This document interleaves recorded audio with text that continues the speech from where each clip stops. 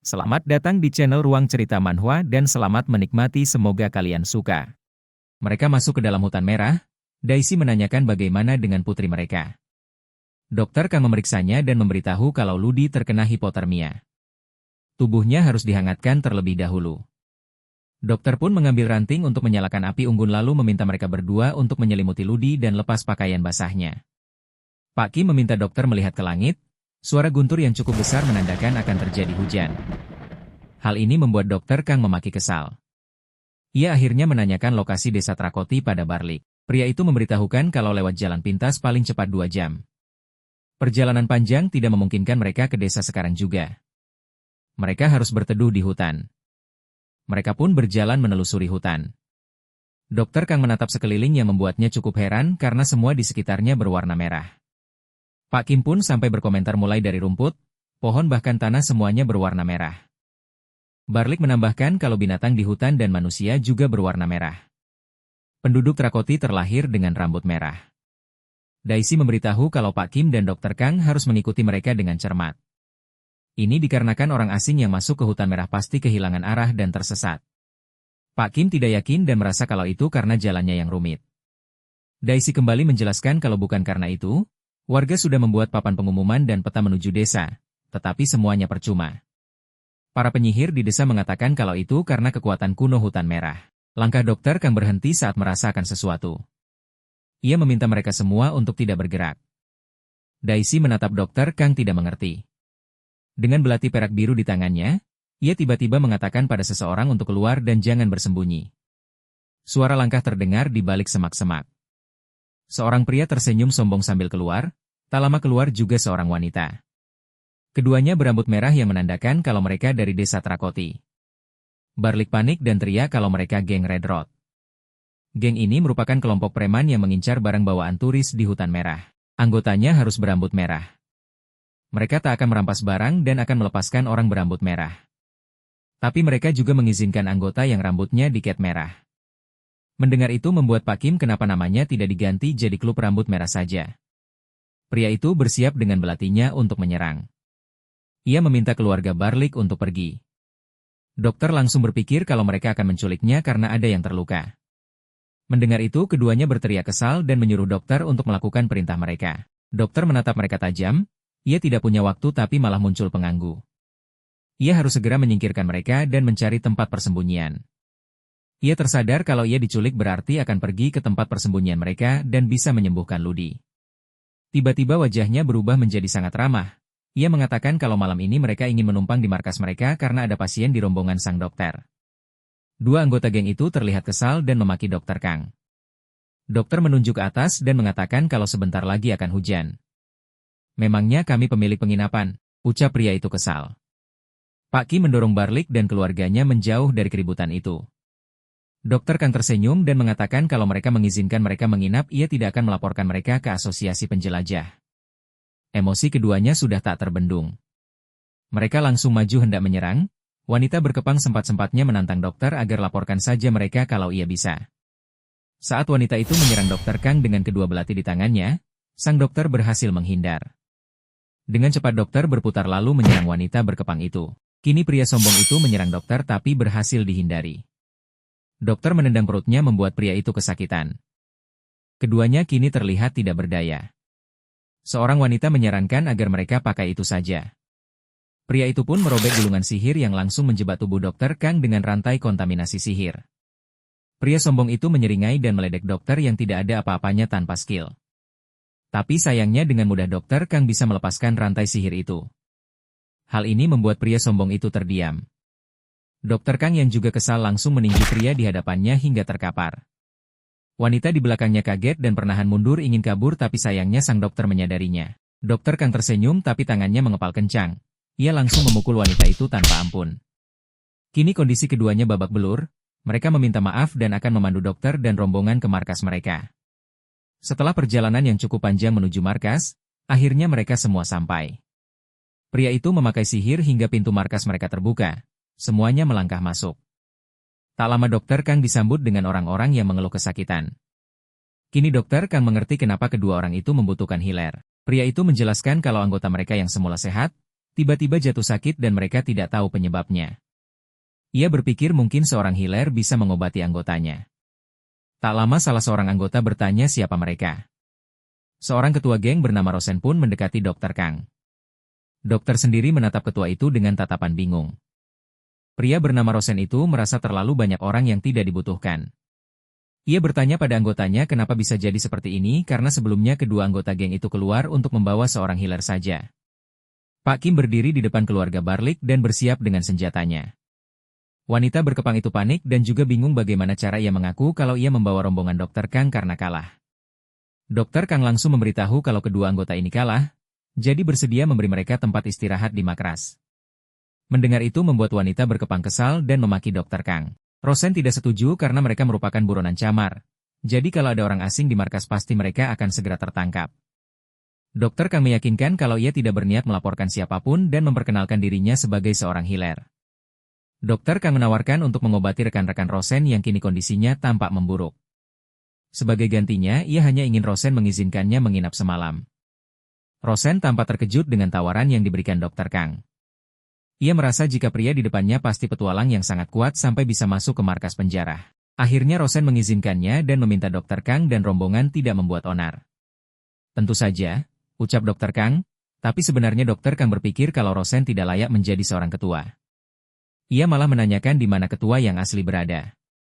Setelah itu, Dr. Kang langsung mengobati Ludi dan anggota geng Red Road yang sakit. Ia mengecek seorang wanita, tidak ada demam dan tanda-tanda terserang langsung.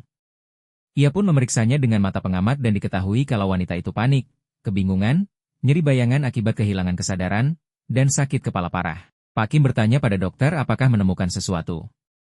Sang dokter pun memberitahu kalau ini nyeri bayangan akibat kerusakan mental. Biasanya ini mengacu pada rasa sakit yang dirasakan pada anggota tubuh yang sudah diamputasi. Namun di benua Azel, ini adalah kondisi merasakan sakit meskipun tidak ada keanehan di tubuh. Nyeri bayangan yang terus berlanjut tidak akan menguras tenaga, tetapi menurunkan kesadaran karena rasa sakitnya. Seiring berjalannya waktu, rasa sakitnya akan semakin kuat dan daya pikir akan menyusut. Nyeri bayangan sulit diobati karena sebenarnya tidak nyata. Rosen kaget setelah mendengar semua penjelasan sang dokter. Ia berpikir kalau tidak ada solusi untuk menyembuhkan anggota gengnya. Dr. Kang berdiri dan memberitahukan kalau mereka harus menyingkirkan penyebab nyeri bayangannya terlebih dahulu. Saat ini penyebabnya adalah kehilangan daya pikir secara berlebihan. Mereka perlu ramuan daya pikir dan ramuan tenang. Dokter bisa membuatnya, tapi sulit mendapatkan bahan-bahannya. Pak Kim berseru dan menunjukkan rak berisi bahan ramuan. Dr. Kang mendekat memperhatikan tumbuhan yang tumbuh di hutan merah. Di rak itu ada kelopak dedalu putih, helebore, anato, lumut batu, akar camatari kering dan buah pohon aromatik. Dokter mengambil salah satu ramuan dan mengatakan kalau ini bahan yang dapat dipakai untuk ramuan daya pikir. Mendengar itu Rosen mendekat dan menghela nafas, bersyukur ada ramuan yang bisa dipakai. Dokter menanyakan berapa banyak anggota yang bisa ditugaskan. Rosen awalnya menjawab 25 orang tapi dengan cepat ia meralatnya menjadi sekitar 17 orang. Dokter menepuk pundak Rosen dengan tersenyum dan meminta anak buah pria itu ke hutan dan mengumpulkan bahannya. Rosen terdiam karena di luar hujan jadi bagaimana bisa ia meminta bawahannya untuk keluar. Bawahan Rosen protes dan memaki Dr. Kang, mereka tidak suka karena sang dokter memerintah bos mereka. Dokter menatap mereka dingin tapi tak lama ia memukul bawahan Rosen hingga akhirnya mereka pun keluar mengumpulkan ramuan. Dr. Kang membuat ramuan dibantu Pak Kim, pria itu kagum karena temannya bisa tahu banyak mengenai ramuan. Dokter bercerita kalau itu karena pengalaman, ia selalu mencatat pasien yang sudah diobati atau informasi yang diperoleh. Dokter Kang meminta bahan yang dipegang Pak Kim, pria itu memberikannya tapi meleset, membuat bahan itu jatuh dan menggelinding. Pak Kim tremor? Tanya dokter jahil. Pak Kim berteriak kalau ia tidak sengaja. Ia mengejar untuk mengambilnya tapi ia melihat sesuatu di dekat tabung berisi bahan ramuan. Pak Kim mengambilnya dan memperlihatkan ke dokter Kang. Dokter dengan santai memberitahu kalau itu skarab. Pak Kim ingat kalau kumbang ini yang mereka temui di Dungeon Relikui, ia benci neraka serangga. Ia pun menunjukkan kumbang ini ada banyak. Dokter berdiri dan mengambil kumbang di tangan Pak Kim. Ia memakai mata pengamat dan mengetahui kalau kumbang itu tertidur lelap, membatu. Kondisi tidak aktif dan tertidur. Itu monster yang membatu, ucap dokter yang membuat Pak Kim merasa jijik dan meleparnya ke sembarang arah. Dokter berpikir kalau ini koleksi tidak mungkin digeletakkan di tanah. Baginya juga mustahil di sekitar sini ada habitat kumbang skarab. Dokter meminta bantuan Pak Kim untuk menggali tanahnya. Dengan gemetar Pak Kim bertanya kenapa. Dokter merespon mereka akan tahu setelah menggali tanahnya. Pak Kim pun menggali menggunakan sekopnya. Ia langsung menemukan banyak kumbang skarab. Ia berteriak jijik melihatnya. Pak Kim bingung kenapa mereka ada di sini dan sangat banyak. Dokter Kang merasa ia harus menanyakan banyak hal pada Rosen. Setelah cukup lama, akhirnya ramuan sudah jadi. Dokter memberitahu kalau mereka harus minum obatnya secara teratur karena itu penting. Rosen berterima kasih karena dokter membantunya dan meminta maaf sudah mengira dokter Kang gadungan. Dua orang bawahan Rosen menawarkan diri agar mereka saja yang memberikan obatnya. Mereka pun memberikan obatnya pada teman mereka yang sakit dengan sangat hati-hati. Dokter Kang berpikir meskipun mereka penjara tak berhati nurani yang merampok orang lain, tapi mereka menyayangi rekannya. Rosen yang merasa canggung hanya mengatakan kalau mereka sudah seperti keluarga. Dokter Kang melipat tangannya dan memberitahu kalau nyeri bayangan bukan kondisi yang lumrah. Ini adalah kondisi kritis di antara jenis-jenis penyakit psikis. Sehingga di benua Azel, penyakit ini hanya ada di wilayah yang sangat berbahaya, seperti dungeon level tersulit atau daerah yang tercemar. Banyaknya anggota Rosen yang terkena nyeri bayangan di markas penjara, ini tidak masuk akal bagi Dokter Kang. Mendengar itu semua membuat wajah Rosen pucat. Kecuali, kalian menyembunyikan sesuatu, ucap Dokter Kang menatap Rosen tajam. Bagi Dokter Kang, sejak awal mereka sudah mencurigakan. Mereka punya gulungan level tinggi seperti rantai polusi mana, dan memakai gulungan mahal itu dengan santai. Itu semua bukanlah tindakan penjara yang mengincar uang. Rosen semakin panik dan memundurkan langkahnya. Dokter melanjutkan, tanah di markas ini, tanah hutan merah punya ciri khas kaya mineral dan lembut. Namun, tempat ini kering dan terdiri dari pasir dan batu pasir yang kasar. Seolah-olah gua ini telah dipindahkan dari tempat lain. Katakanlah yang sejujurnya, siapa kalian sebenarnya? Tanya Dokter Kang dengan wajah serius. Rosen memejamkan matanya dan akhirnya mengaku. Sebelum mengaku, ia bertanya apakah Dokter Kang bisa memenuhi permintaannya jika sudah mendengar semua. Sang dokter merasa harus mendengarnya dulu sebelum memutuskan. Rosen akhirnya menceritakan, lokasi ini tadinya adalah lahan kosong. Tetapi sekitar 3 bulan lalu, tiba-tiba muncul gua. Di dalam gua ada monster yang baru pertama kali ia lihat. Di gua ini juga dipenuhi item berharga. Gua ini adalah dungeon. Berdasarkan penelusuran Rosen, dungeon ini disebut dungeon metastasis. Dokter tercekat mendengar namanya, ia merasa pernah mendengar dungeon metastasis. Tak lama ia teringat, kalau dungeon biasa berada di subruang yang hanya bisa masuk melalui portal. Tapi ada pengecualian, karena suatu alasan, dungeon yang semestinya berada di subruang pindah ke benua Azel secara utuh. Itulah yang disebut dungeon metastasis. Sepengetahuan Dokter Kang, dungeon itu terakhir terlihat ratusan tahun lalu. Ia menebak kalau gulungannya juga salah satu item di dungeon ini. Rosen membenarkan, ia sangat senang karena baru pertama kali memiliki benda itu. Tetapi, muncul masalah setelah anggota termuda kami mendapat gulungan anti-magic. Dia bertengkar dengan para penyihir camar.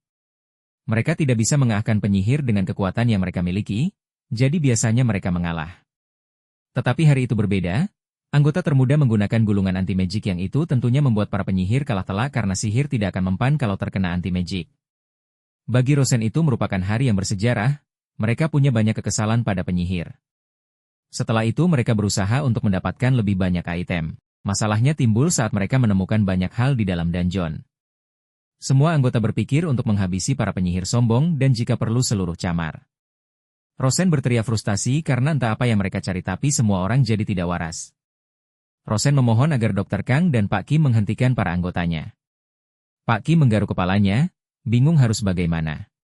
Dokter Kang memang tidak menyukai para penyihir, tetapi ia akan marah kalau kota yang sudah susah payah ia selamatkan malah dirusak. Dokter pun menyanggupi permintaan Rosen dan bertanya di mana ketua yang asli. Rosen pun memberitahukan semuanya. Kini Dokter Kang dan Pak Kim berjalan menelusuri jalan untuk mencari ruangan rahasia yang dikatakan Rosen. Kini yang harus mereka lakukan hanya mengalahkan anggota dan ketua yang bersembunyi. Pak Kim berusaha mencari tapi tidak berhasil menemukannya. Tak lama Dokter Kang menggunakan mata pengamat dan menemukan dinding yang dilindungi oleh lingkaran sihir. Ia memberitahu Pak Kim pintu masuk ruangan rahasianya, pria itu pun dengan semangat menggali. Setelah menggali, mereka melihat banyak kumbang skarab juga ada di sana. Pak Kim pun refleks berteriak. Tapi mau tak mau ia tetap menggali hingga lingkaran sihirnya terlihat. Pak Kim menunjuk lingkaran sihirnya dan tidak tahu cara masuknya. Dokter Kang langsung mengeluarkan orb Kirkarastel untuk membuka lingkaran sihir itu. Sementara itu di markas Red Road area rahasia, terlihat dua anggota tengah menikmati makanan sambil minum dan satunya lagi tanpa sadar jika ada bunyi aneh. Tak lama dinding di sampingnya retak membuatnya kaget dan terbangun. Pria itu berteriak kaget saat dindingnya berhasil dibobol dan bersamaan dengan itu Dokter Kang muncul. Mereka berteriak ada penyusup. Dokter dengan tenang menyapa anggota Red Road. Sikap santainya membuat salah satu anggota kesal. Mereka memaki dan bersiap dengan senjata masing-masing untuk menyerang Dokter Kang dan Pak Kim. Sebelum mereka melangkah lebih jauh, Dokter Kang dengan cepat menyerang mereka terlebih dahulu. Ia memukul mereka berkali-kali hingga ketiganya tidak berdaya. Dokter Kang meminta jangan membuatnya repot dan mohon kerja sama mereka. Ia bertanya di mana ketua Red Road. Kau ada urusan denganku? Ucap sebuah suara yang membuat Dokter Kang menoleh ke belakang. Muncul seorang pria bernama Leveni de Mercier. Pria itu merasa tidak pernah melihat Dokter Kang maupun Pak Kim sebelumnya. Dokter Kang menjelaskan kalau ia mendapatkan info mereka menemukan hal berbahaya di dungeon. Leveni awalnya tampak bingung dengan kata hal berbahaya, tapi sedetik kemudian ia sadar apa yang dimaksud Dokter Kang. Ia sadar kalau Rosen yang memberitahu Dokter Kang, menurutnya Rosen memang pria penakut. Dokter Kang menatap pria yang tengah tertawa itu dengan diam. Baginya untuk seseorang yang dihianati, reaksi Leveni cukup aneh. Dengan wajah sombong, Leveni memperingatkan Dokter Kang bisa saja mati kalau sok jagoan. Dokter Kang menanggapinya dengan wajah dingin. Tak lama keduanya saling menyerang, bunyi pukulan dan ledakan pun terdengar menggema di gua itu. Hal ini membuat dinding hancur. Pak Kim pun berteriak memaki mereka berdua. Akibat ulah kedua orang itu pilarnya bisa runtuh semua. Leveni terlihat sedikit menjauh tapi dengan cepat Dokter Kang melemparkan belatinya.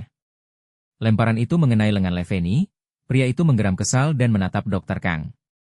Dokter Kang mengeluarkan busur panah pria, sementara itu Leveni berteriak kencang dan mencabut belati milik dokter dari tangannya. Dengan cepat ia berlari ke arah Dokter Kang berniat menyerangnya lagi. Dokter langsung menembakkan panah dan Leveni sendiri memukul dinding. Mengambil bongkahan besar dengan tenaganya untuk melindungi diri dari panah Dokter Kang. Hal ini terlihat berhasil hingga Leveni dengan cepat berlari menghampiri Dokter Kang. Dokter Kang mengakui jika Leveni cukup gesit. Leveni sepertinya lupa kalau masih ada Pak Kim di sana. Pak Kim memakai skill memukulnya yang ia arahkan tepat di wajah Leveni. Sedetik kemudian arus balik kekuatan sihir keluar dari tubuh Leveni. Hal ini membuat Pak Kim berteriak kesakitan. Dokter Kang sendiri berteriak panik melihat temannya itu. Pak Kim tak berdaya dan langsung tumbang. Leveni dengan sombong menginjak Pak Kim dan menyuruh Dokter Kang menyingkirkan senjatanya dan menyerah. Kalau tidak, aku akan membunuh orang ini, ancam Leveni. Dokter Kang tersenyum tipis dan tidak peduli dengan ancaman itu. Ia membuat anak panah ramuan kekuatan sihir ukuran kecil dan menembakkannya ke arah Leveni. Suara ledakan pun tak terhindarkan. Serangan Dokter Kang tidak mempan bagi Leveni. Pria itu memiliki penolak kekuatan sihir, bakat bawaan berupa penolak kekuatan sihir kuat. Mereka yang memiliki ini menangkal efek skill biasa yang menggunakan kekuatan sihir dan membatalkan skill sihir. Leveni menanyakan apa yang Dokter Kang tembakkan padanya karena tidak terasa sama sekali. Dokter memberitahukan kalau itu anak panah sihir dan memperkenalkan diri sebagai seorang penyihir. Leveni terkejut saat melihat tanda penyihir menara merah tua di tangan Dokter Kang. Ia memaki Dokter Kang dan melangkah maju berniat untuk menyerangnya. Serangannya meleset karena dengan cepat dokter menghindarinya. Leveni yang memang membenci penyihir tidak menyerah dan terus berusaha memukul Dokter Kang. Dokter berhasil menghindari semua pukulan Leveni. Ia merasa kalau Leveni mengamuk, ia yang malah akan diuntungkan. Kelihatannya, Anda sangat membenci penyihir, ucap Dokter Kang sambil tersenyum. Pria itu berteriak kesal meminta dokter menutup mulutnya. Di saat pria itu lengah, Pak Kim menyerang Leveni dari belakang. Sekopnya mengenai kepala pria itu, Leveni menatap Pak Kim kesal. Ia tak menyangka ini yang disebut serangan. Tentu saja tidak, respon Pak Kim. Pak Kim memakai salah satu skillnya yaitu penghancur kulit, menurunkan daya pertahanan musuh sebesar 20% jika digunakan. Dapat menghancurkan sel organisme yang melindungi kulit dengan peluang 40%. Jendela status Pak Kim pun memberitahukan kalau efek skill berkurang separuh karena penolak kekuatan sihir dan pertahanan musuh menurun. Leveni masih tidak mengerti tapi sedetik kemudian Dokter Kang maju dan memukul pria itu berkali-kali. Untuk serangan terakhirnya, Dokter Kang mengucapkan mantra yang mengeluarkan sihir beku di tangannya. Melihat itu Leveni merasa jika Dokter Kang bodoh karena sihir tidak akan mempan padanya. Leveni dan Dokter Kang pun maju untuk saling menyerang. Dokter meneriakkan Ice Strike dan bunyi ledakan pun terdengar sangat kencang. Pukulan Dokter Kang berhasil, hal itu membuat Leveni tidak percaya. Pria itu pun ambruk. Apa itu Ice Strike? Tanya Pak Kim dengan wajah heran. Dengan senyum cerah Dokter Kang mengatakan kalau itu sihir pembeku yang ia buat seadanya. Keduanya masuk lebih dalam dan melihat ada gumpalan hijau besar. Pak Kim menatap yang ada di depannya, tak tahu monster apa itu. Dokter Kang sendiri teringat cerita Rosen sebelumnya, ia awalnya tidak tahu apa maksud mereka dengan bangun, tapi sepertinya kini terjawab semua kebingungannya. Yang ada di depan mereka ini adalah senjata rahasia untuk meneror camar. Bernama Simbion. Makhluk hijau itu tampak berdegup layaknya jantung manusia. Dokter Kang menjelaskan kalau Simbion merupakan monster parasit. Siapapun yang menjadi inangnya, akan menjadi lebih kuat. Jika begitu, maka monster ini akan berhasil meneror camar. Hampir menetas, ucap Dokter Kang. Jendela statusnya menginformasikan jika kepompong larva Gordian tampak akan segera menetas, memiliki kekuatan pengendalian pikiran yang kuat. Pak Kim dengan polos menyarankan Dokter Kang agar mereka memakainya saja. Dokter Kang tidak akan menghentikan temannya itu jika memang ingin menjadi inangnya. Ia memberitahukan kalau ini semua tergantung pada Simbion, mau mengambil stamina, ingatan atau nyawa sebagai bayaran kekuatannya. Dokter meminta Pak Kim mempertimbangkannya baik-baik. Itu tergantung keberuntungan? Teriak Dokter Kang kaget. Leveni tiba-tiba berteriak membuat Dokter Kang kaget. Pria itu memaki Dokter Kang dan Pak Kim lalu menyerangnya dari atas. Beruntung keduanya berhasil menghindar dengan cepat. Leveni berdiri dengan nafas tersengal-sengal, ia mengatakan dengan kekuatan Simbion ia bisa mengalahkan penyihir seperti Dokter Kang dalam sekali serang. Leveni pun mengeluarkan gulungan sihir dari kantong baju lalu merobeknya hingga lingkaran sihir itu terlihat ada di bawah kaki Dokter Kang dan Pak Kim. Tubuh Pak Kim perlahan menghilang begitu juga dengan Dokter Kang. Ternyata pria itu memakai scroll teleportasi. Dengan cepat Pak Kim mengeluarkan sesuatu dan melemparnya ke sudut sebelum benar-benar berteleportasi.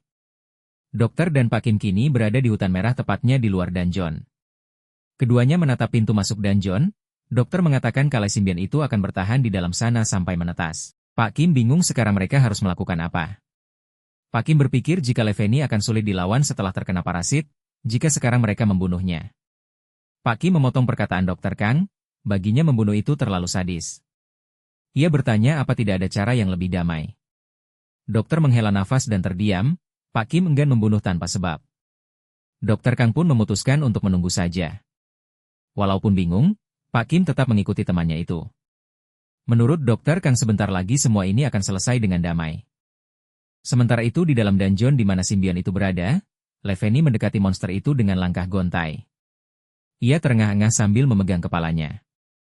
Ia kesal sempat terganggu gara-gara Dokter Kang dan Pak Kim. Leveni tak sengaja tersandung dengan ramuan kekuatan sihir. Ia berpikir jika Simbion bisa menetas lebih cepat kalau diberi kekuatan sihir. Tanpa pikir panjang ia menyiramkan ramuan itu pada Simbion di depannya. Setelahnya Leveni mendengar jerit kesakitan, ia menoleh ke belakang dan sadar kalau itu jeritan para anggotanya di luar ruang rahasia. Dengan cepat ia berlari menghampiri mereka. Sesampainya di sana, Leveni melihat para anggotanya sudah terkapar dan ada Dokter Kang juga. Ia menyerang Dokter Kang karena mengira pria itulah yang menyakiti anak buahnya. Dengan santai Dokter Kang menahan pukulan itu, ditatapnya Leveni dengan tajam. Ia justru mengatakan kalau Levenglah yang melakukannya karena baru saja memakai ramuan kekuatan sihir. Ia menjelaskan kalau ramuan itu akan meningkatkan kemampuan pengendalian kekuatan Simbion, penolak sihir seperti Leveni tidak akan bermasalah, tetapi anak buahnya akan menjadi cacat karena kerusakan pikiran atau segera mati. Leveni menatap semua anak buahnya, tak menyangka mereka seperti ini karena ulahnya. Dokter Kang menatap Leveni dengan tersenyum penuh arti, rencananya berhasil. Ia mendorong tangan pria itu dan mengatakan ia akan membantunya, ia bisa mengobati semuanya. Tapi ia ada satu syarat, yaitu hentikan rencana meneror camar. Leveni memaki setelah sadar kalau ini semua rencana Dokter Kang. Dokter meminta pria di depannya agar mendengarkan baik-baik. Ia memberitahukan prediksinya, Simbion itu adalah monster boss dungeon. Jika monster boss yang meminjam tubuhnya berkuasa, bukan hanya camar, melainkan sebagian benua Azel juga akan hancur lebur. Bagi Dokter Kang balas dendam itu boleh saja, tetapi harus dipikirkan baik-baik. Leveni tidak perlu sampai harus mengorbankan nyawa rekannya. Leveni emosi tapi tidak bisa mengatakan apa-apa. Ia menggeram kesal lalu menyerah dan meminta Dokter Kang agar mengobati teman-temannya. Damai apanya? Itu sih setengah mengancam, ucap Pak Kim mengintip dari balik dinding dungeon. Pak Kim bertanya bukankah seharusnya mereka menyingkirkan simbionnya terlebih dahulu. Dokter menjelaskan kalau monster itu mati, seluruh dungeon bisa hilang. Sebenarnya ia juga ingin segera membasminya. Tetapi, banyak pasien yang sulit bergerak dan di luar sedang hujan. Pak Kim khawatir kalau monster itu menetas. Sambil mengobati temannya, Dokter Kang menenangkan dengan memberitahu kalau Leveni sudah memasang tameng pelindung. Jadi akan aman untuk sementara waktu, kecuali ada orang bodoh yang mengeluarkannya. Di dalam dungeon ada seseorang menatap monster boss dengan wajah menakutkan. Terima kasih sudah menonton. Kritik, saran dan kalau mau part selanjutnya langsung aja komen di kolom komentar. Jangan lupa dukung Mimin juga dengan cara like, share dan subscribe. Sampai jumpa di video selanjutnya.